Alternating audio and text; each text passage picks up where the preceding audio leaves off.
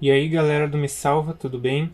Essa questão é do Enem de 2009, ela é sobre teatro, texto cênico, e pede basicamente que a gente analise as características do teatro do oprimido.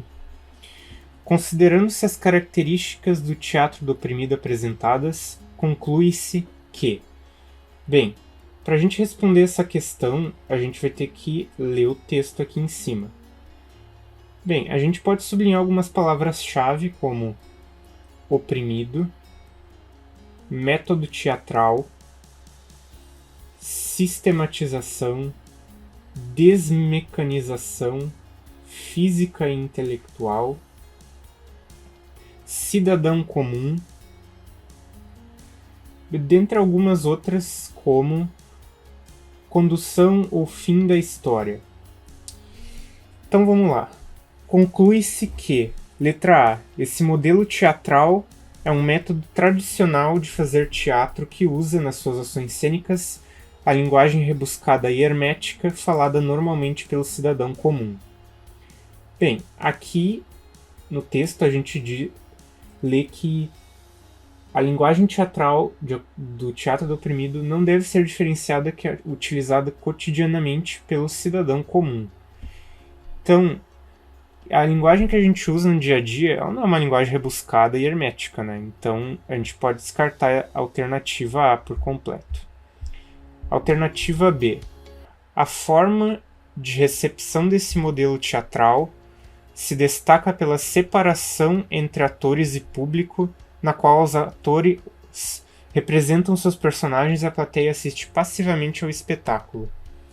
Bem, aqui no texto a gente percebe que o teatro do oprimido propõe condições práticas para que o oprimido, ou seja, o público, o cidadão comum, se aproprie dos meios de fazer teatro e conduza ou finalize a história. Então a gente pode também descartar por completo a letra B.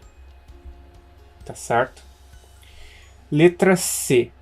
Sua linguagem teatral pode ser democratizada e apropriada pelo cidadão comum, no sentido de proporcionar-lhe autonomia crítica para a compreensão e interpretação do mundo em que vive.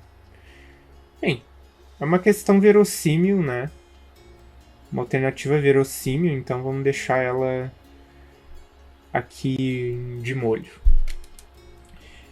Letra D. O convite ao espectador para substituir o protagonista e mudar o fim da história evidencia que a proposta de Boal se aproxima das regras do teatro tradicional para a preparação de atores. Bem, lido o texto, a gente percebe que o teatro oprimido ele é uma forma inovadora de fazer teatro. Então ele ignora completamente as regras do teatro tradicional. Então a gente pode também descartar a letra D. Por fim, letra E. A metodologia teatral do teatro do oprimido segue a concepção de teatro clássico de Aristóteles, do teatro clássico aristotélico que visa a desautomação física e intelectual de seus praticantes. A gente lê no texto o oposto, né? Ela não segue a concepção do teatro clássico aristotélico. E a concepção clássica de teatro aristotélico não é a que visa a desautomação física e intelectual dos praticantes. É o teatro do oprimido. Então, a resposta correta é a letra C.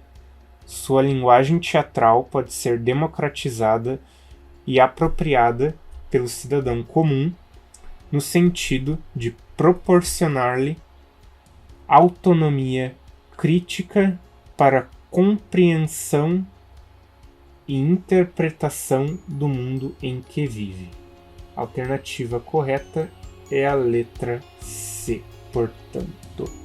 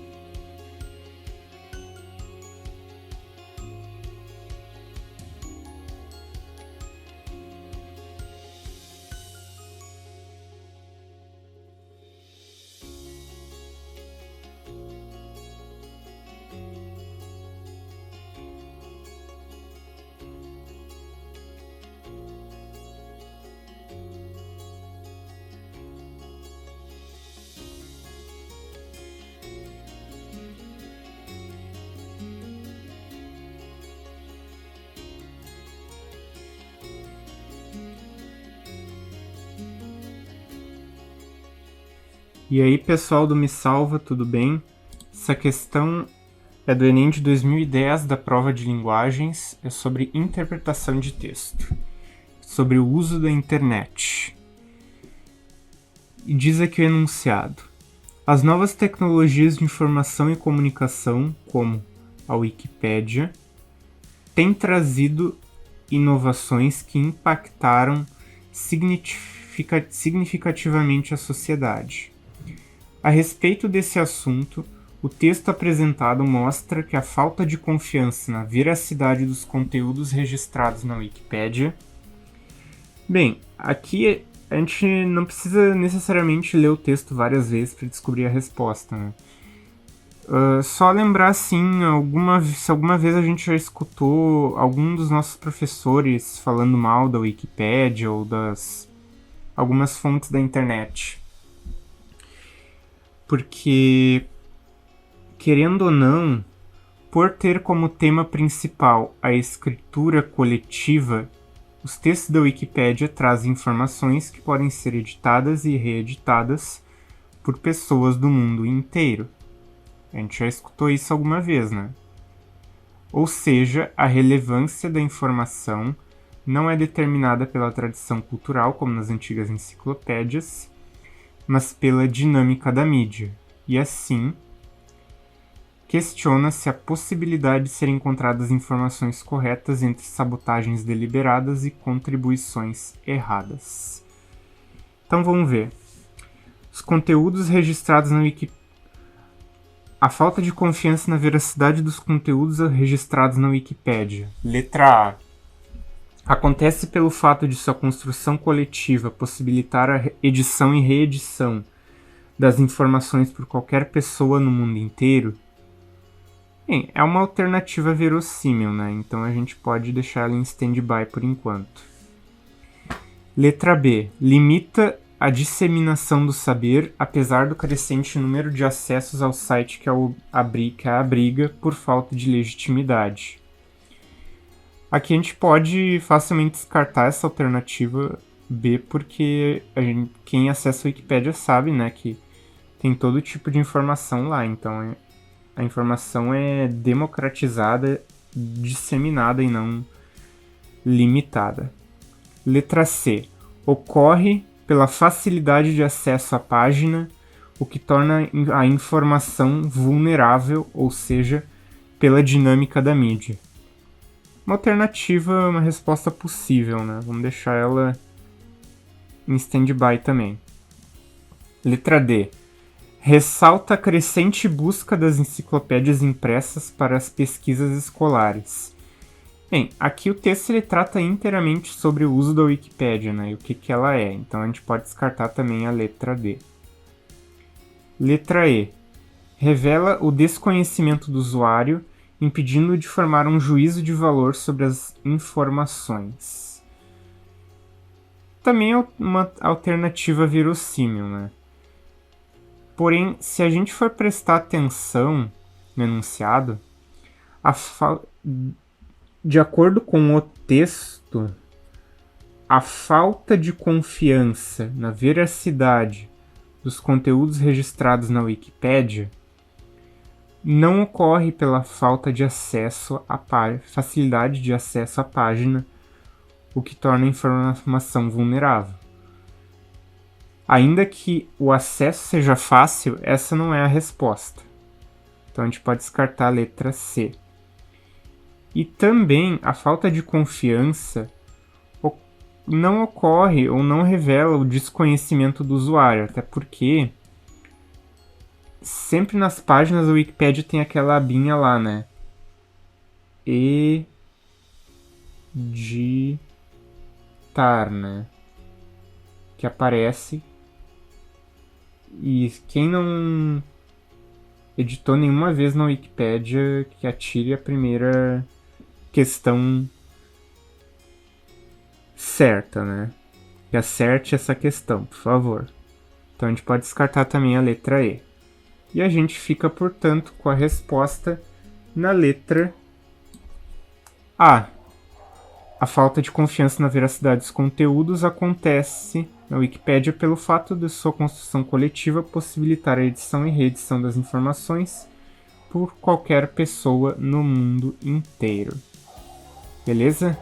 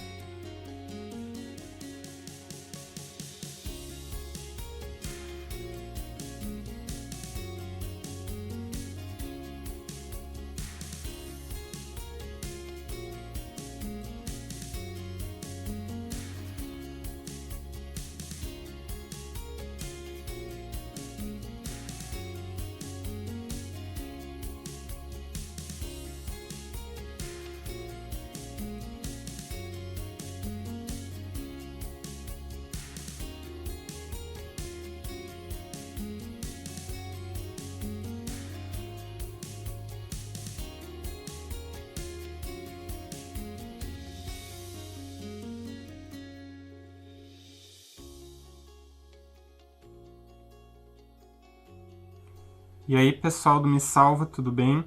Essa questão é do Enem de 2011, da prova de linguagens, sobre texto publicitário e interpretação de texto.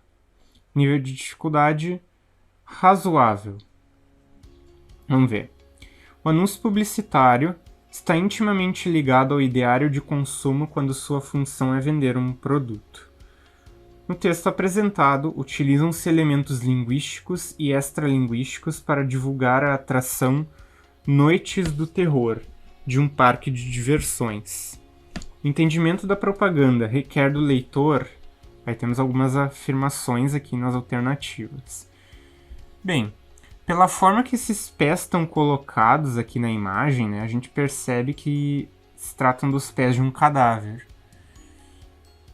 E a frase aqui, quem é morto sempre aparece, para atração Noites do Terror, faz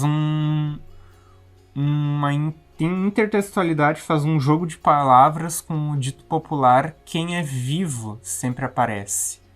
Ou seja, nessa frase, essa frase está se referindo a outro texto, que é esse, quem é vivo sempre aparece. Então, o que a gente pode interpretar dessa publicidade? Letra A. A identificação com o público-alvo a que se destina o anúncio Não, né? Porque esse texto não parece se identificar com cadáveres, né? E ainda que se trata de um texto de um parque de diversões, não essa afirmação aqui ela é muito ampla, né? Então a gente pode a princípio descartar ela. Letra B. A avaliação da imagem, entendimento da propaganda requer do leitor a avaliação da imagem como uma sátira às atrações de terror. Também está errado porque se trata um anúncio de um parque de diversões, né? Então não é uma sátira. Letra C. Requer da parte do leitor a atenção para a imagem da parte do corpo humano selecionada aleatoriamente. Também não, porque o foco não é nos pés e sim no que os pés representam, né? E na frase quem é morto sempre aparece. Letra D. O reconhecimento do intertexto entre a publicidade e um dito popular. Parece verossímil, né? Vamos ver a última. A percepção do sentido literal da expressão noite do terror equivalente à expressão noites de terror. Não parece ser o caso também, né? Porque o que a gente tem aqui é um anúncio de um parque de diversões para uma nova atração. E essa nova atração, ela quer focar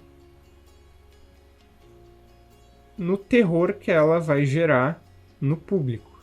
E não numa equivalência lexical, não sei o que. Não é nada tão complexo assim, né? Então a gente fica com a letra D, que é a resposta. O entendimento da propaganda requer da parte do leitor o reconhecimento do intertexto, ou seja, da relação entre a publicidade e o dito popular. Quem é vivo sempre aparece, com a expressão daqui da propaganda, quem é morto sempre aparece, né?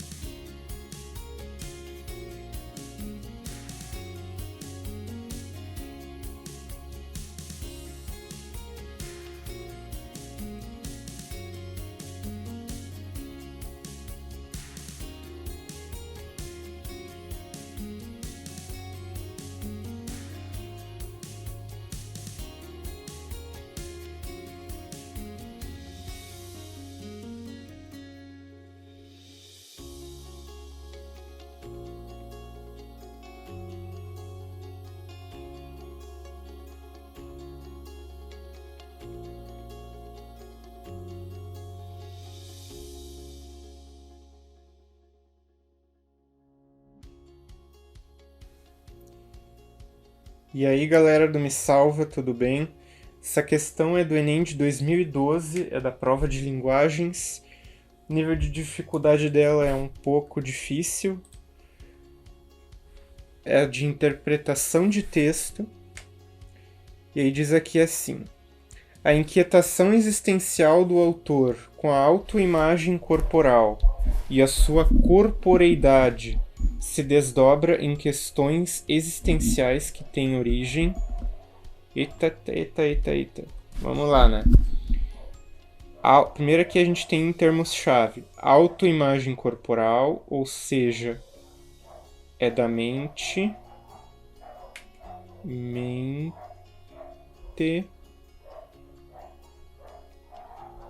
E aqui corporeidade, que é matéria. Então vamos lá. Aqui a gente tem um texto do Carlos Drummond de Andrade, que é um texto inquietante, para dizer a verdade, como diz aqui no próprio enunciado.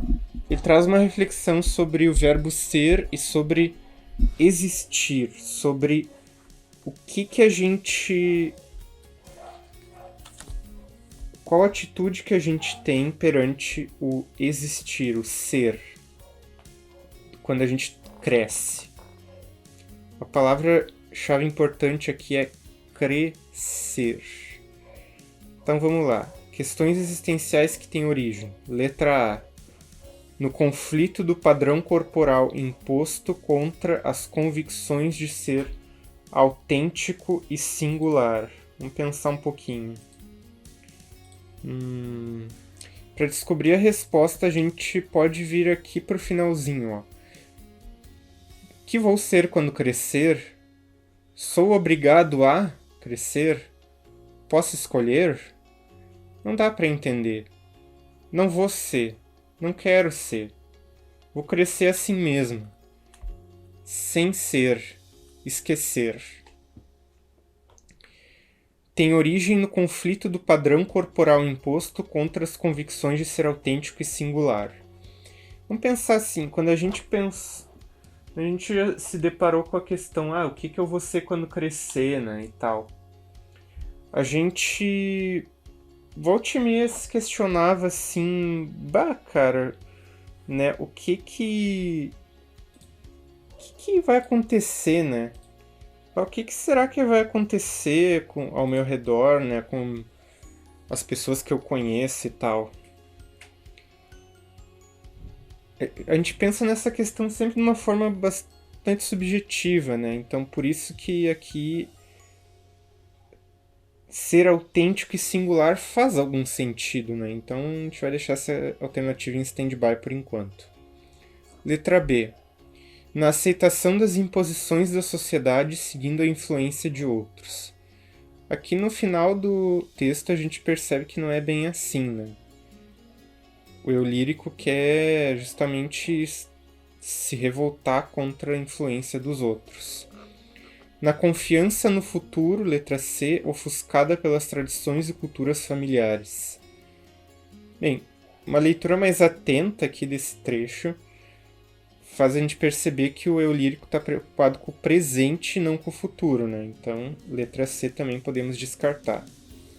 Letra D. No anseio de divulgar hábitos enraizados negligenciados por seus antepassados. Olha, também não é possível depreender isso aqui porque o eu lírico está pouco se lixando com o passado e com o futuro, né? Ele está preocupado com o presente.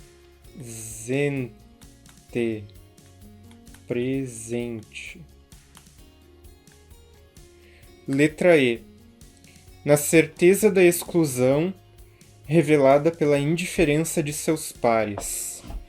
Antes, pelo contrário, o eu lírico ele tem certeza de que ele não vai ser excluído, porque ele se autoafirma: vou crescer assim mesmo, do jeito que eu quiser. Não sei o que vai acontecer, mas eu vou crescer do jeito que der.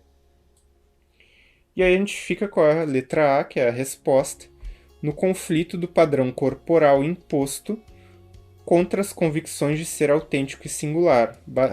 Traduzindo, o conflito do velho crescer, que será que vai ser, e a incerteza, a convicção do eu lírico, da incerteza de que, olha, eu vou ser o que der, eu vou crescer e ser o que der, tá bom?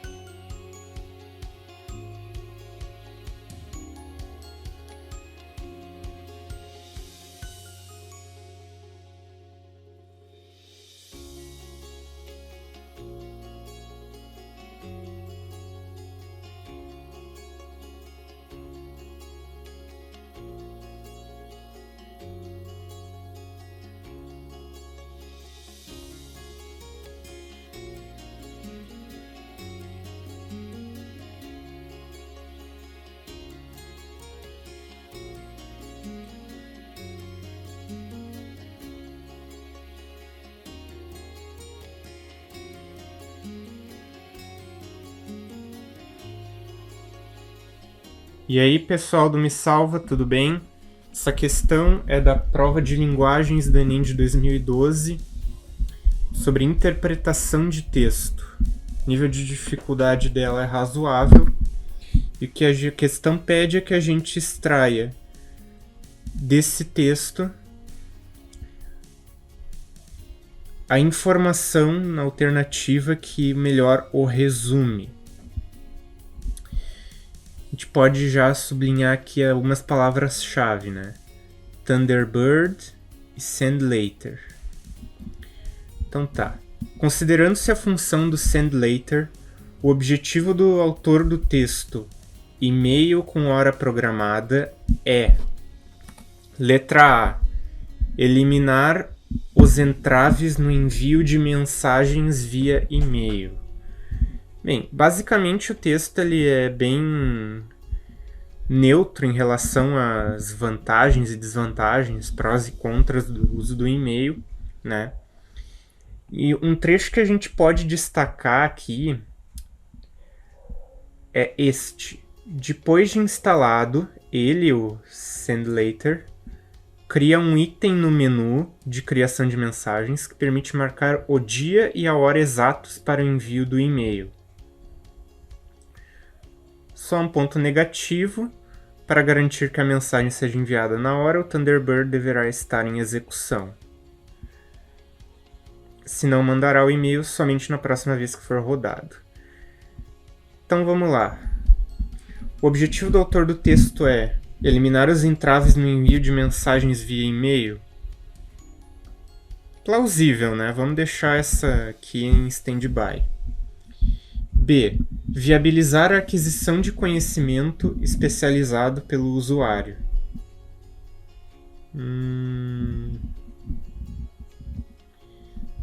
Não nos parece ser, né? Por quê?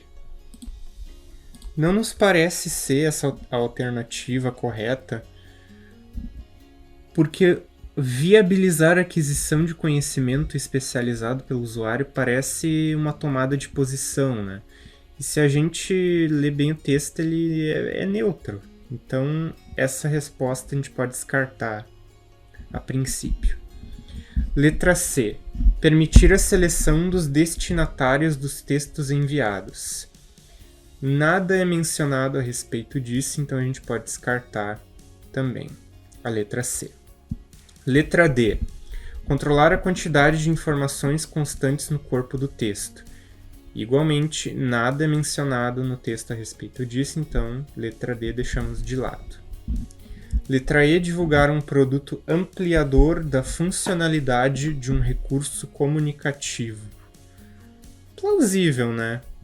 Então a gente ficou entre a A e a E. Vamos ver. Eliminar os entraves no envio de mensagens via e-mail. Bem, aqui o texto diz que não é possível atualmente agendar, né, a data e o horário para o envio de um e-mail. Então, isso não necessariamente é um entrave, né? É só uma tecnologia ausente. Então, a gente pode descartar essa alternativa. E a resposta correta, portanto, fica sendo a letra E. O objetivo do autor do texto é divulgar um produto ampliador da funcionalidade de um recurso comunicativo. O produto SendLater, recurso comunicativo, o e-mail.